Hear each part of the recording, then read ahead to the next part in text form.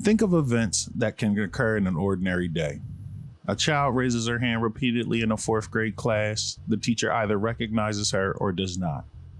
A shopper hands a cashier a $5 bill to pay for a small item. The clerk either smiles, makes small talk, and deposits the change in the shopper's hand or does not. A woman goes to a new car lot ready to buy. Salespeople stand about talking to each other or converge trying to help her. A jogger in a park gives a brief acknowledgement to an approaching walker. The walker returns the greeting or walks by silently. You are a white person. The child, the shopper, the jogger. The responses are all from white people and are negative. Are you annoyed?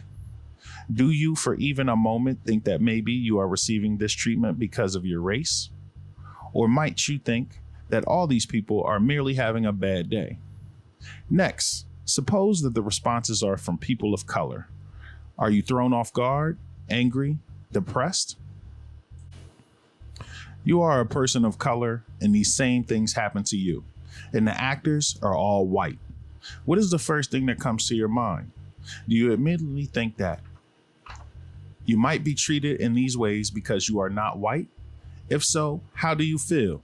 Angry? Downcast? Do you let it roll off your back?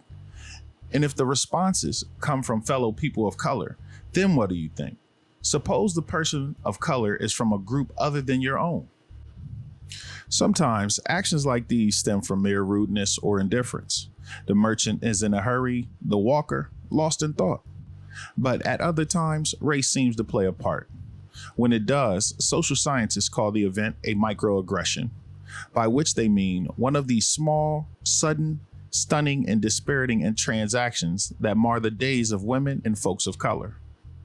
Like water dripping on a sandstone, they can be thought of as small acts of racism, consciously or unconsciously perpetrated, welling up from assumptions about racial matters most of us absorb from the cultural heritage in which we come of age in the United States. These assumptions, in turn, continue to inform our public civic institutions, government, schools, churches, and our private, personal, and corporate lives. Sometimes the acts are not micro at all. Imagine that the woman or minority standing alone and ignored at the car lot eventually attracts the attention of a salesperson. They negotiate and she buys a car. Later, she learns that she paid almost $1,000 more than what the average white male pays for the same car. You can see Ian Aries, Fair Driving, 104 Harvard Law Review, 8/17/1991. Also, Michael Lau, Whitening the Resume, New York Times, December 5th of 2009, for references. A fourth grade teacher, shortly before beginning a unit on world cultures, passes out a form asking the children to fill out where their parents are from. The bright child who raised her hand earlier hesitates, knowing that her parents are undocumented entrants who fear being discovered and deported.